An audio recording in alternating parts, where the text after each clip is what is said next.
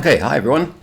Right, what I'll do quickly is I'll run you through all the rigs that I used in episode 1, just quickly, so you understand where things are going, as I didn't actually record the making of the rigs and stuff like this on this one. But for further episodes, yeah, I do record the making of the rigs. Right, so this is the geometry of the Flying Tagine. This was designed by Glenn Fabry.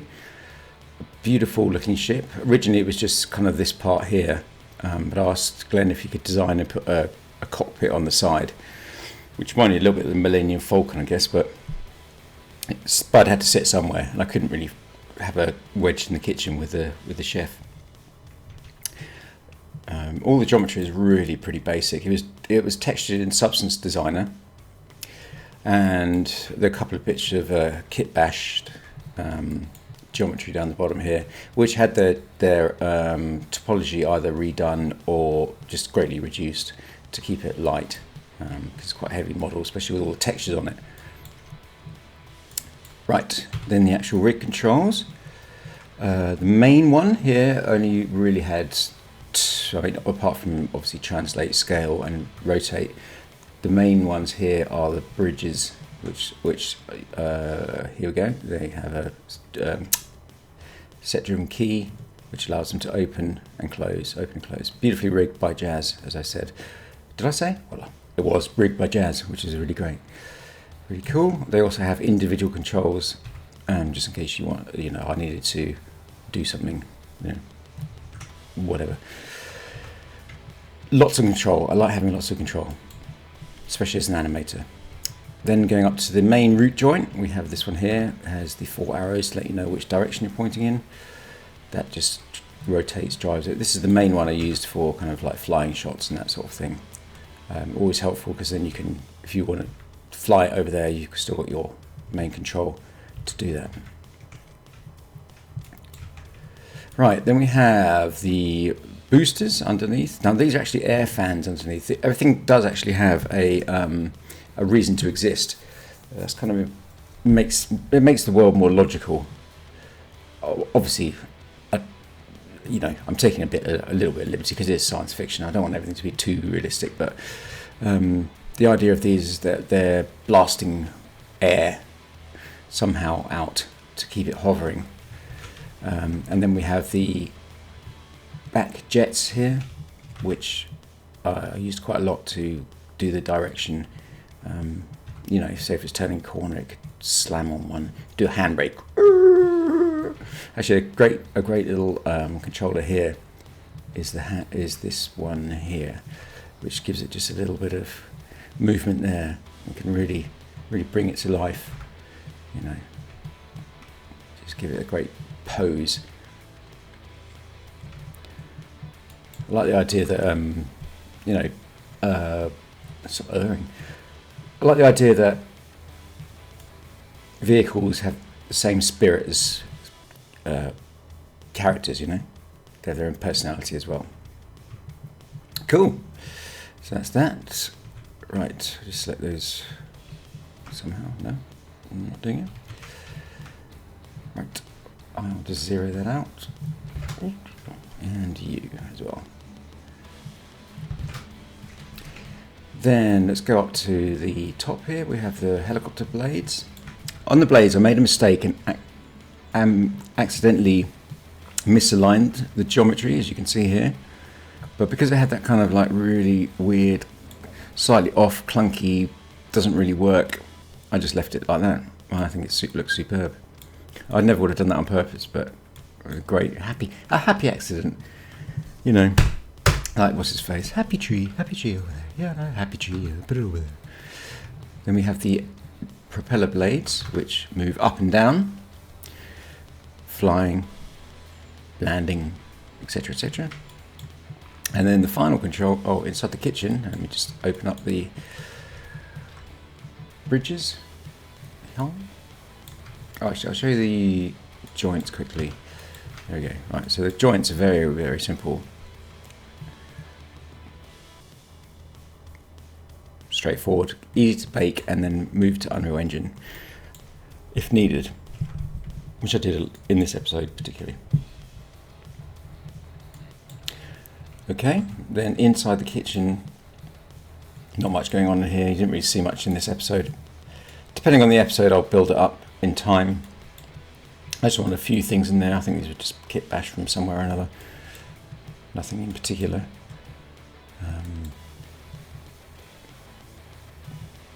Bit of stuff hanging down. I think there was something here, but maybe I got rid of it.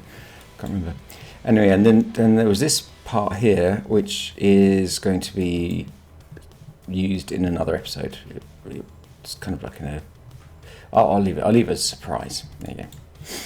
Right, then we have the side grill. Oh, and lots of logos of GoCube. You may notice these GoCube. GoCube is a 3D electric Rubik's Cube that you can connect to your iPad, I think, and computer. Really, really great. And my son was a big fan, so he wrote to the owner of GoCube and said, "Can we stick your logo on the side?" And he kindly said yes. So thank you very much, GoCube. We are not affiliated with them. We just asked them. Inside the cockpit. Obviously the cockpit lifts up. And we have the cockpit control here, which moves in and out should the need be.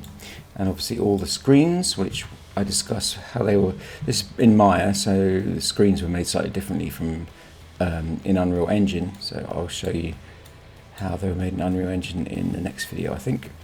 Oops. And this was, again, I think kit bashed from various bits of stuff. Some of it was modelled and textured again in Substance Painter. And that is the Tagine. Right, so here we go. Geometry. Geometry was fairly standard. This was a subdivided cube that had a NURBS curve, I think, created from an edge, and then a tube created out there. And then I think it was just quite literally switched upside down and using a lattice deformer to bend it into shape, which is great. These were, I believe, some sort of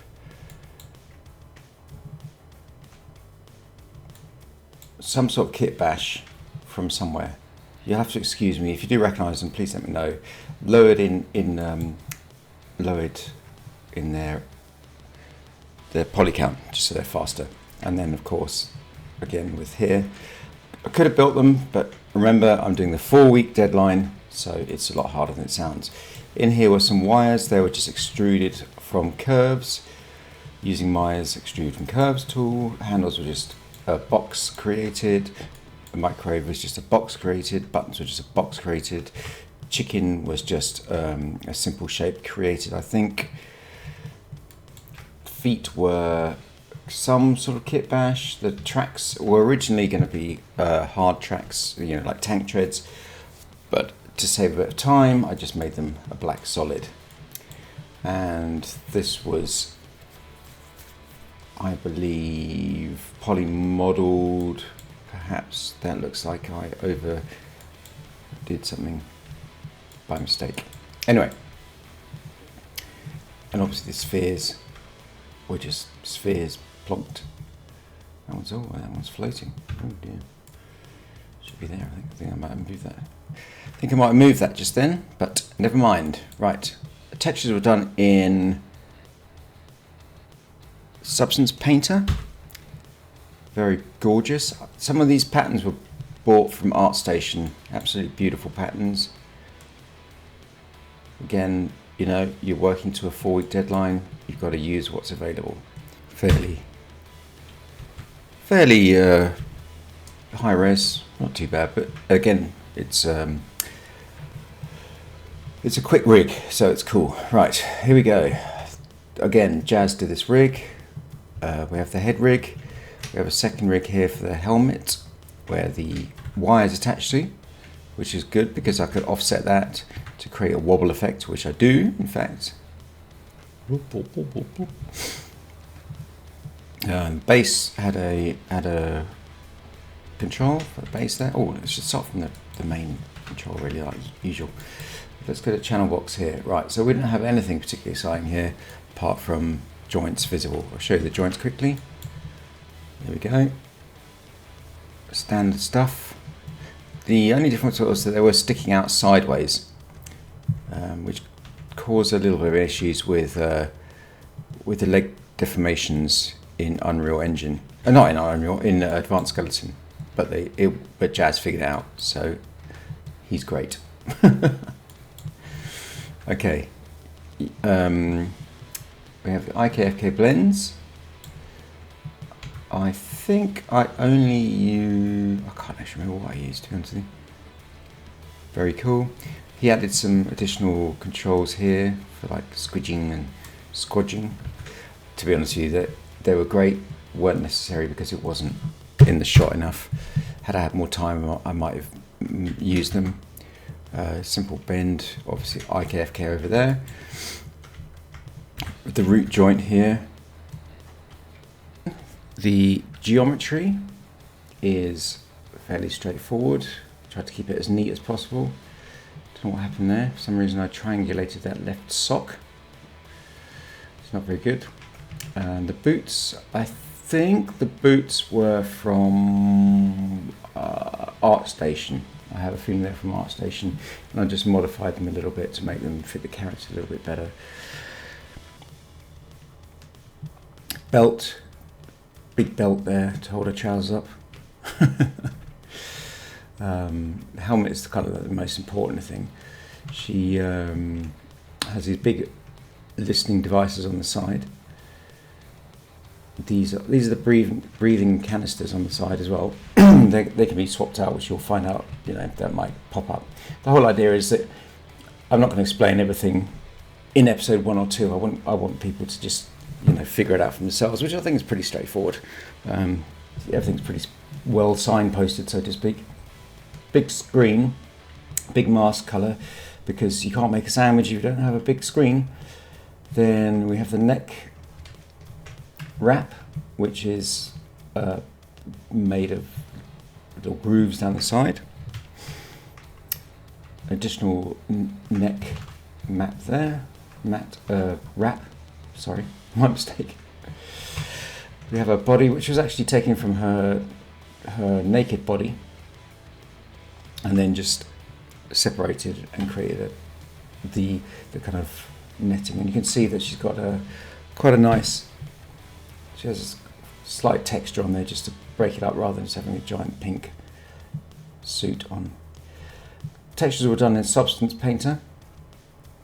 I put these extra packages in here just because in the future she might need a match or something, and I don't know, some sort of rope, who knows, and I don't have to write a great big story about why she's got a match. She goes, oh, she's got one in my utility kit, a bit like Batman, really.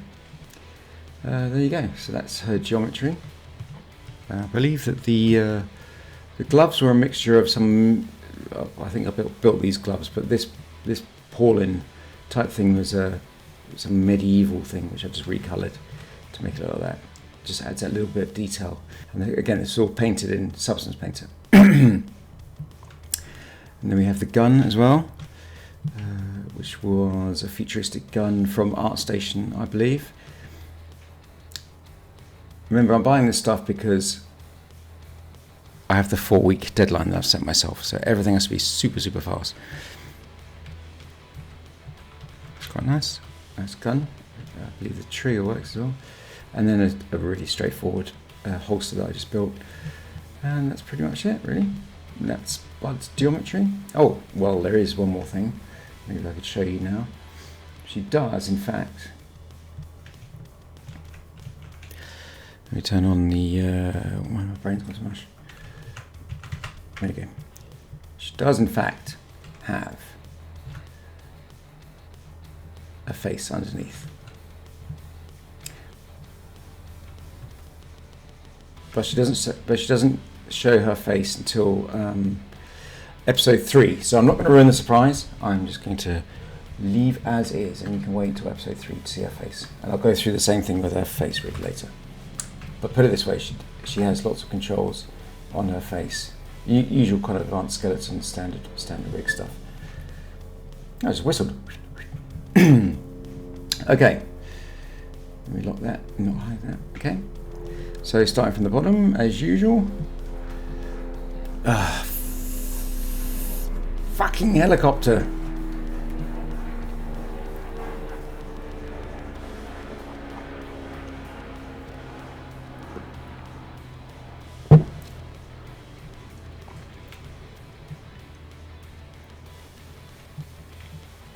Right, starting from the bottom, we have the main rig control, usual stuff, joints visible. I'll just show you the joints quickly. This was all set up by Jazz, cool stuff.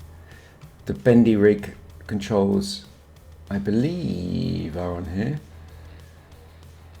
Are they though?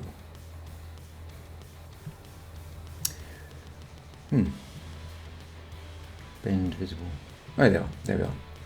These are really handy because sometimes she'll be in a position, not because she's going to be like a big wobbly cartoon character, but occasionally you just need a bit of posing which might move her arm out the way slightly, and you can get away with it using the bend controls.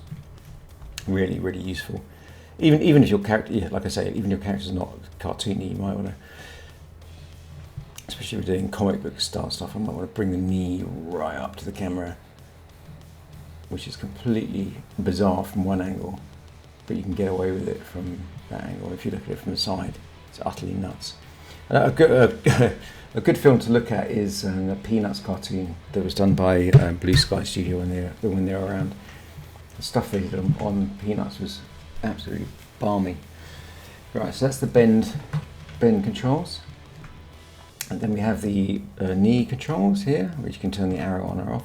That's just a standard knee control. Inverse kinematics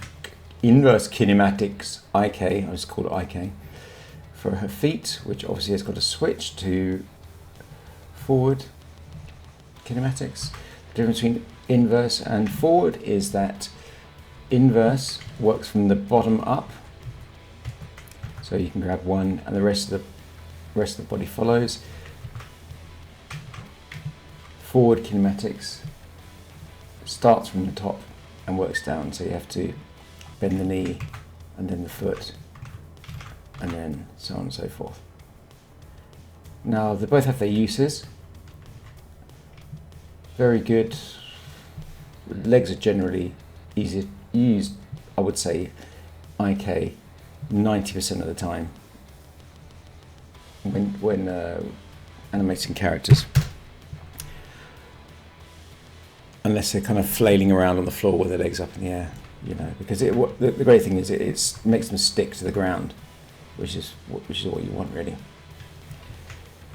Arms, on the other hand, I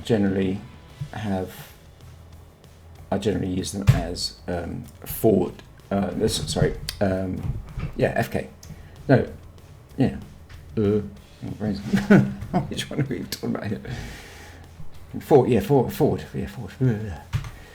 Okay, so because it gives you, I'll tell you why. It's because when you move your, everything obviously is in an arc in real life. When you move your arm, it's in an arc, so you get that arc for free when you're using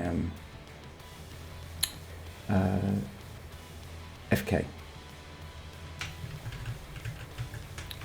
This is not obviously a tutorial about animation, but there's a quick tip for you. Right, then we go to the root joint, which is obviously the connection to the root, which is good. You like the hips.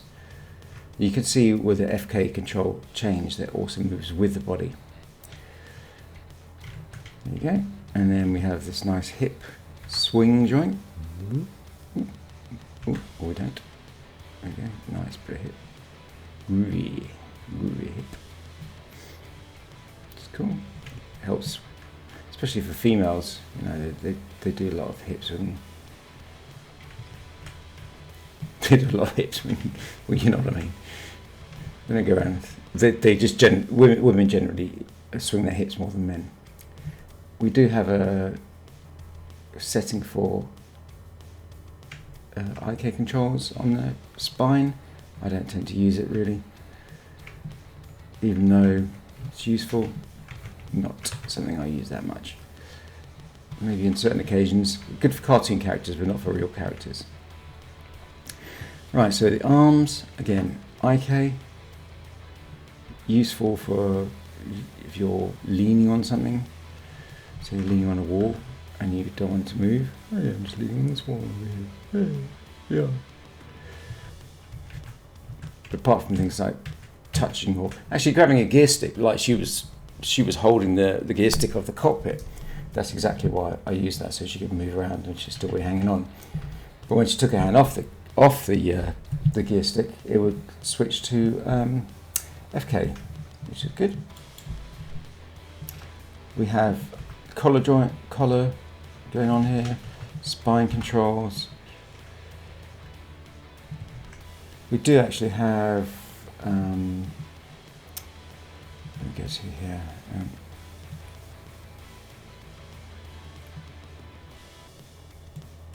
I'll turn the shelf on here. Oh, no. Display, show.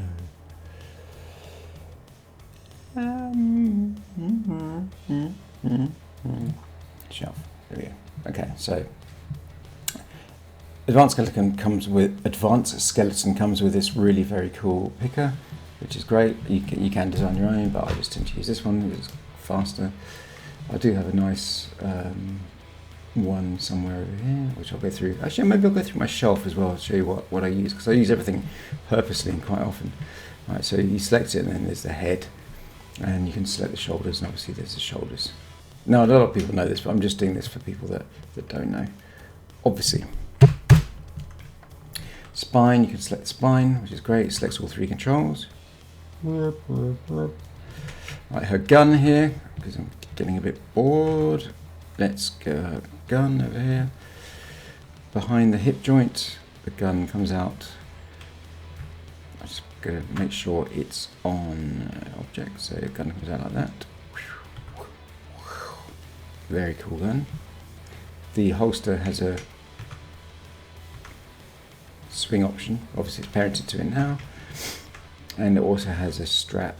I believe this is the strap. Yeah, so you can unbuckle the strap. Kind of detail I won't be going into in a hurry, but you never know, you never know. And then we have the trigger, and then we have the handle, which is where you would parent it to Bud's hand. Ooh, trigger moves with the hand. That's a lot of jazz in that one.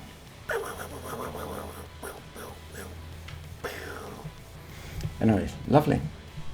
And that on this one final control, this big one, which takes her helmet off and reveals her head underneath, which I'm not going to show you just yet because it's for the next one. And inside the helmet, there is nothing going on here at all. It's crappy geometry, the reverse of the geometry from outside, but you never know, I might need to build the inside one day if it's required for the story. Okay, and that, my friends, is the Bud rig. Finally, we have the Grasnam rig. This was the second rig, actually. The first rig had a really weird hands and stuff. I just didn't like it, and it was just a not very nice looking creature. So starting from the bottom, well, starting from the geometry again. Sorry, my mistake. We have. I'll turn off its. See if I can see it a bit better. Maybe I'll change its colour. Oops. That might make it a little bit easier to see. There we go. Right, so fairly dense geometry because it's a slug-like creature, so it's got to move smoothly. So it just made more sense to add a little bit more geometry. Simple claws. It doesn't have a tail. It just kind of wafts off into the distance. The whole point is it's supposed to be just a vile blob-like creature, but not too Jabba the Hutt-like. It was all done in the arms. I wanted big arms. I think Jabba would just lay there, but I want this thing to be able to move by dragging itself around. And obviously a Cyclops as well, which causes all kinds of joyous rigging problems, but again, the mighty Jazz figured it out. So starting from the bottom, we have joints visible Let's display the joints. Sometimes it works, sometimes it doesn't, which is a bit annoying. I don't know why. Joints. What am I doing? Display. Show. There we are. My mistake. My mistake. My mistake. Come on. Ah. Show deformers. Kinematics. Joints. There we go. Okay. Obviously, you can see the face are. It's a joint-driven face. I put some joints down the side of it. Jazz obviously made them better by adding that little bit of extra deformation to the blob. It's easy to control the blob shape, and simple fingers going on there, and there's a tongue in there somewhere as well. Cool. There we go. So I can now turn those off. Next is its root control, which is this one here. Just moves it around. Hip control, bit of blobbing. I think if there'd been more time, I might have like pinned some of this stuff to sort of the ground, which would have been really cool. And then as it moves, the pins stay where they are, which would have been cool. And added a bit of jiggle to these as well, which would have been great. But obviously, you know, we're working to a 4-week deadline, and that's my curse and my goal. So, all right, then we come to the shoulders. Shoulders are shoulders. Or clavicles, sorry, clavicle bones. Clavicle bones are clavicle bones. We have the same. We have IKFKs, which I think I use mainly FK on this because it just made more sense and it was a lot quicker to animate. And this is one of the rigs that I did keyframe animate, and I loved it. It was good fun. Typical advanced skeleton, if you've ever used it, has, you know, finger controls, also individual controls on its fingers, here and here. Great. And elbow joint there, which you can obviously follow. You can lock it to the rig as it moves, or you can just keep it as is, for instance, like that. Cool. Right, then what do we have? Then really the rest was just the bottom. You had the body, which was this. You didn't really see it much in the film, but it was just a big slug-like creature,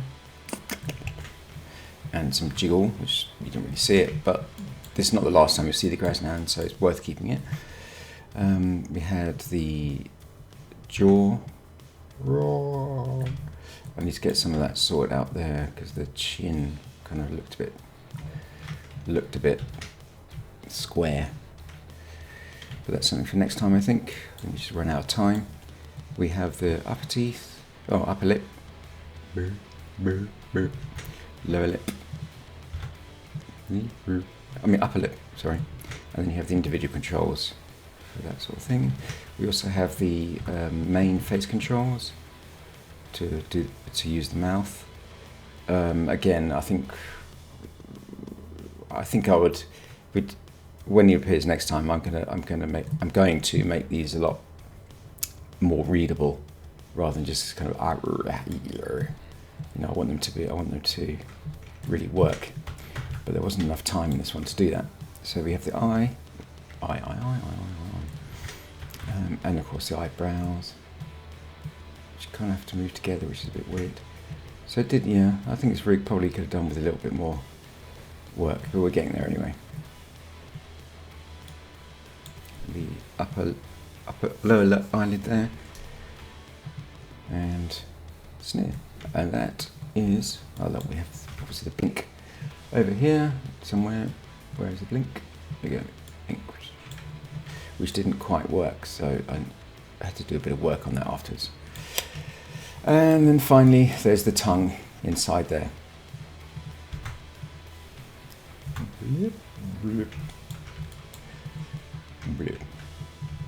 There we go. And that's the Grasnan rig.